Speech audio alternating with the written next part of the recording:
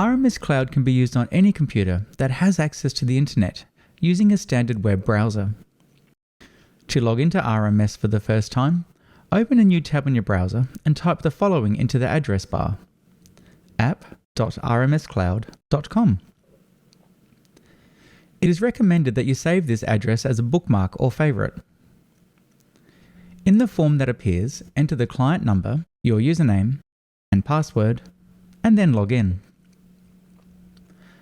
If you are logging in for the first time, you'll be prompted to reset your password. If you have forgotten your password, reset it by clicking on Forgot Your Password. When you have successfully logged in, RMS will open to the screen designated to your user's profile, which may look slightly different to this. When you're finished working in RMS, click on this icon to log off. Before logging into RMS, you may have noticed that there is an option to log into training. RMS has its own training environment that allows you to train, practice, and perform tests in RMS without affecting your live data. On the login screen, enter your usual RMS client ID, username, and password, and select Login to Training. Once you have logged into the training database, you will notice that the header is in purple, and the word training appears after your property name. You're able to use the training environment freely without affecting your live data. Once you have finished with the training database, simply log out.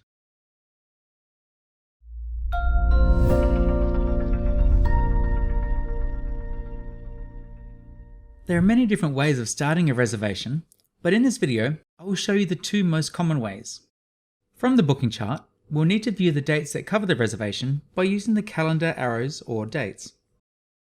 When we have the dates displayed on the booking chart, find an area that is available for the arrival date, and then left click and drag for the number of nights that the booking is for. When you let go of the mouse button, you have the option to add reservation. Left click on Add Reservation to start your reservation. You'll notice that on the reservation, the arrival dates, departure dates, number of nights, category and area have automatically been populated, as this is what you selected from the booking chart. You're now ready to enter the guest details and other required information. Let's go back to the booking chart and have a look at another option. When we click and drag on the booking chart to make a new reservation, there is the other option of Quick Quote. Selecting this will give the available rates for the category and dates that you have selected on the booking chart. Update any of this information to ensure that you are quoting the correct rate. If you don't see any rates, you may need to click on the Get Quote button for them to build. If the guest is happy with one of the rates offered, select the rate, and it'll be displayed beneath. Select an area and then choose Add to Reservation. This will then give you a summary of the reservation that you can confirm with the guest, and if they are happy with it, click on Proceed. This will now add the information that you've selected from the Quick Quote screen to the booking, and now all you need to do is get the guest details. The Quick Quote screen is a great way to start a reservation, and we'll cover this in more detail in another video.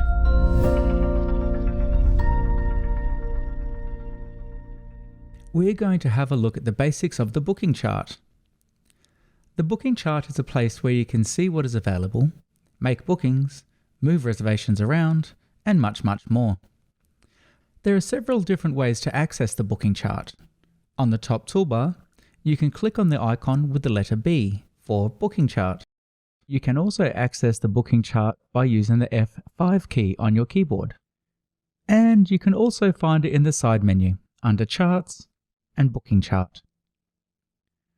When the booking chart opens, it may open in the category view where you won't see any areas, or with some categories and areas displayed, or all categories and areas displayed. This is a personal setting, and we will show you how to change this in another video. Your areas are grouped together under the category that they belong in. To view or hide the areas, you simply click on the category description to expand or collapse it. There are also the Expand All and Collapse All buttons that will expand or collapse all categories on the chart. Across the top of the chart, you will see the days of the week, and each weekend is highlighted in a light grey colour. The chart will always open up to today's date, but you can click on the calendar icon to change the dates here. Click on the word Today to get back to today's date. In the middle, you will find the date range that is displayed, and clicking on these arrows will take you backwards or forwards by 10 days. And click on Today again to get back to today. Clicking on a specific day on the chart will also move that day to the first position on the chart. And again, click on Today to get back to today. On the other side of the chart, these buttons here are the number of days that you want to view on the booking chart. The 1 day view will change the days across the top of the chart to an hourly view. This is commonly used for booking out areas like meeting rooms, tennis courts, boat hire, or anything else you may like to book out by the hour. Above this, we have a few icons, and I will cover the most commonly used ones now, and the others will be covered in other videos. The speech bubble icon will activate the data window, which will display information when you hold your mouse pointer over a reservation, and other areas of the booking chart. When the data window is turned on, the icon is a different color. To turn the data window off, click on the icon once so that the icon goes back to black. The information icon will display the legend, which explains the many colors and symbols on the chart. Click on it again to hide the legend. We will cover this in more detail in future videos. As the booking chart does not automatically refresh incrementally, you can refresh it at any time with the refresh icon. If you want to close the chart, click here. These other icons we will come back to in another video. To make a reservation, select an area and the arrival date on the booking chart. Left-click on the mouse and drag across to the departure date. Let go of the mouse and select Add Reservation. We will cover the reservation page in depth in the following videos.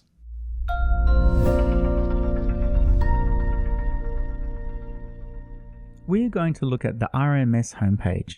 To start with, the image in the middle of the screen may look different to what you see here.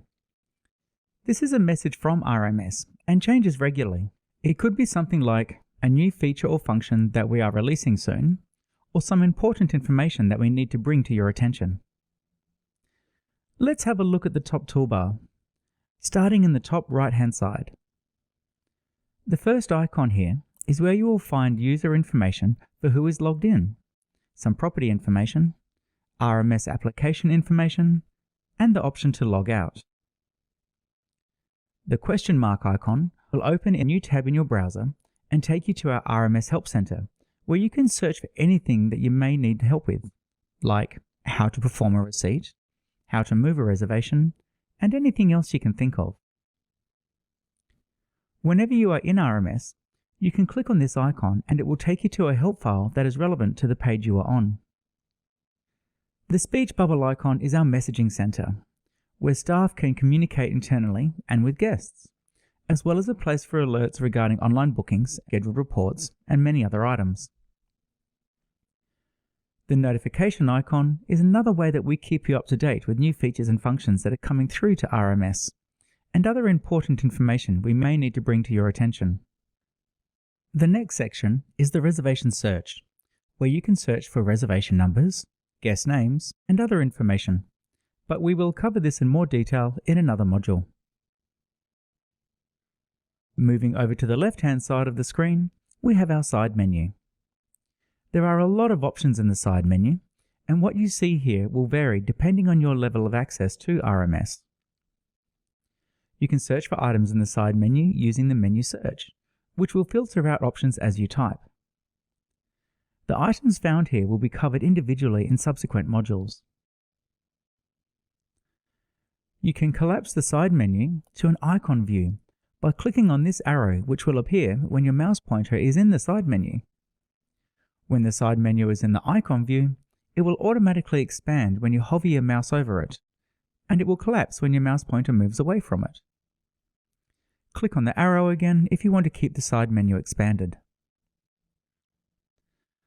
On the bottom of the side menu, you will find some basic information about your RMS application and the user who is currently logged in. Anything that happens in RMS, like making a booking, receiving funds, or sending correspondence, is all recorded against this user's name. The icons found across the top of your screen are customizable and may look different to what is displayed here. These icons are simply shortcuts to the most commonly used functions found in the side menu. We will cover these items in other videos.